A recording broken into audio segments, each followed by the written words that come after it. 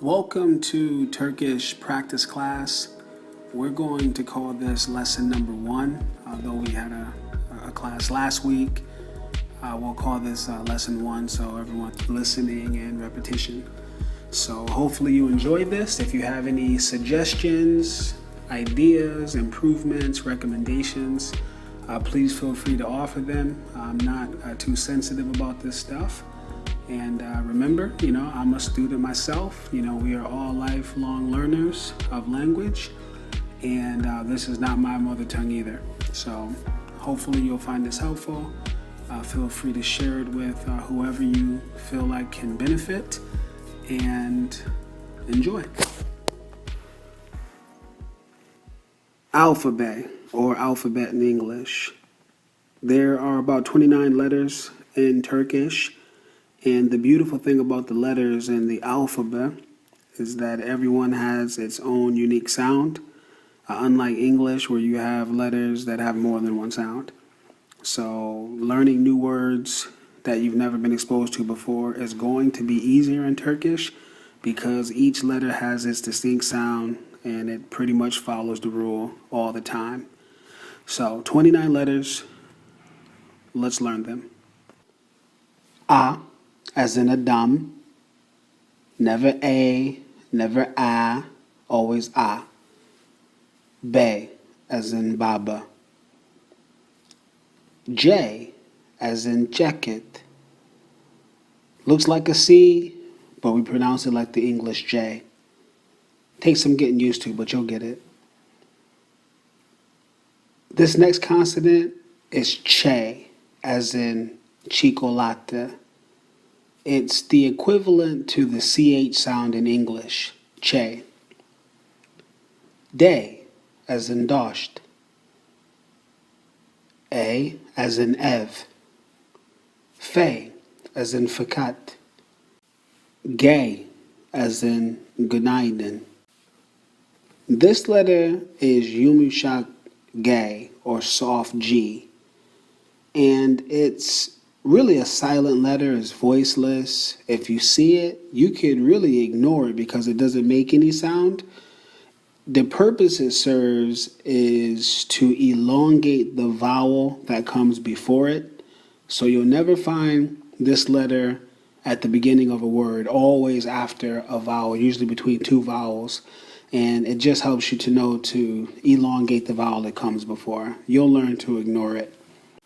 For example, you have the word yağmur. Ha, as in habed. This next vowel you have to pay close attention to, the dotless I. It's pronounced as in ashuk. Not I, not I. It's always almost like the U in the English word full. You never put a dot on this vowel, whether it's capitalized or lowercase, it's always dotless. Now you have the next vowel, which looks like the English letter I, but it's the letter E, as in E. This one always has the dot. If it's capitalized, it'll be a big letter with the dot, or lowercase with the small letter, E. J, as in gilet.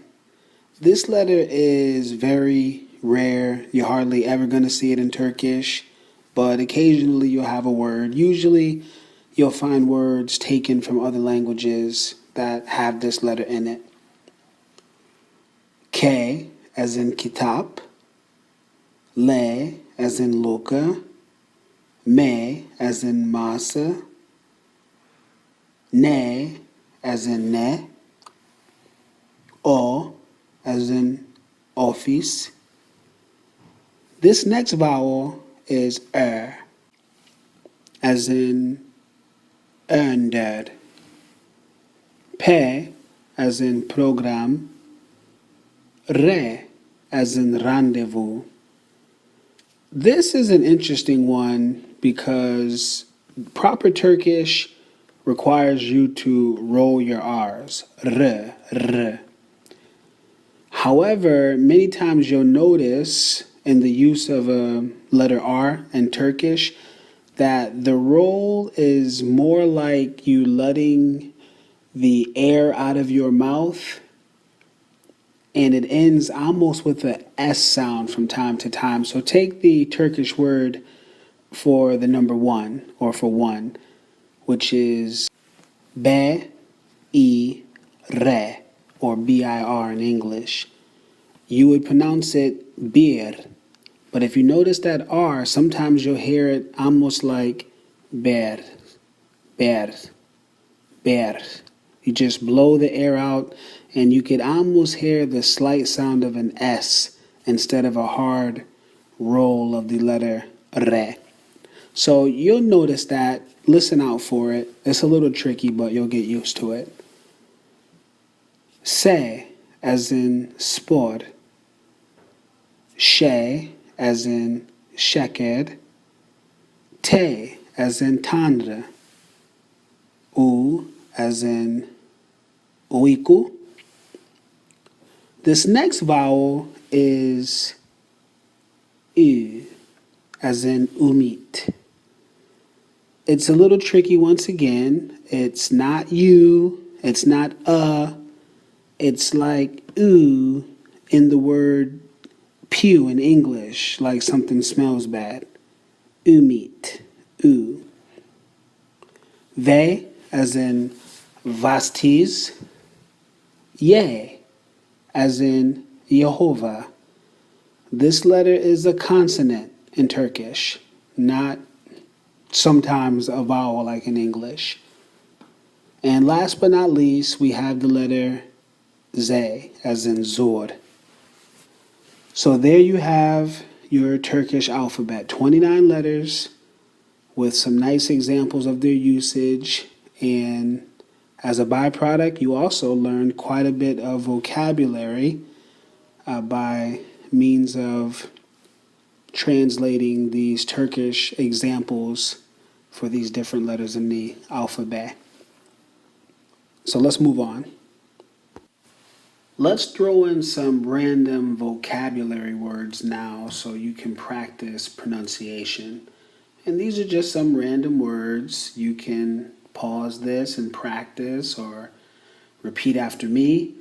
Whatever you need to do to repeat and repeat and repeat until you get the sound of these words correct. The first word is araba. Araba. It means car. Halı. Halı. It means carpet. Şarkı. Şarkı. It means song. Çanta. Çanta. That's like a backpack or a handbag, like a bag you might take to school. Soğuk. Soğuk. That means cold. Su. Su. That's water. Meyve. Meyve. It's fruit. Bira. Bira. That's beer that you drink, like alcoholic beverage. Meyve suyu. It's fruit water. Meyve suyu. Practice those. How did you do? Let's move on to some greetings now. First of all, we have merhaba. Merhaba. It means hello. Sometimes you'll hear some Turkish people say it without the H, and it'll sound like merhaba, merhaba. Either way, you're saying it right. You will be totally understood 100%. Selam. Selam. It means hi. Hoş geldin. Hoş geldin. It means welcome. If you're speaking more formally, you can say hoş geldiniz, and that means a formal welcome to somebody that you have a high respect for, or if you want to say welcome everyone, welcome you all, you can use hoş geldiniz. But if you're just talking familiarly to one of your friends, then you just say hoş geldin. Günaydın. Günaydın. Good morning. It literally means the day is bright. Günaydın. İyi günler means good day. It's just a basic greeting. İyi günler. İyi akşamlar. İyi akşamlar. This one is funny too because when you hear it spoken on the street, it sounds more like yakshamlad. It's as if that second vowel E is not really being pronounced. And sometimes you'll find that the language spoken on the street doesn't always match up with what you're reading in the book. So you have to be balanced. Don't get frustrated. But once you hear it both ways, you'll pick up on the specifics of the way people who speak Turkish in your community sound. Next we have iyi geceler, which is good night. İyi geceler. Those are some basic greetings. How'd you do? Remember, you can pause so you can practice each one, master them, make your own flashcards so that you can continue progressing and building your vocabulary and your phrase book. Now let's get some base pronouns that we could start building some sentences from. First of all, we have ban. Ban, it means I. Sen. Sen, it means you. O. O means he, she, or it. Biz. Biz means we. Siz. Says. It means you all. Onlar. Onlar means they. It might be good to mention at this point that in Turkish you don't have masculine and feminine forms of every word like you may be familiar with Spanish or Portuguese.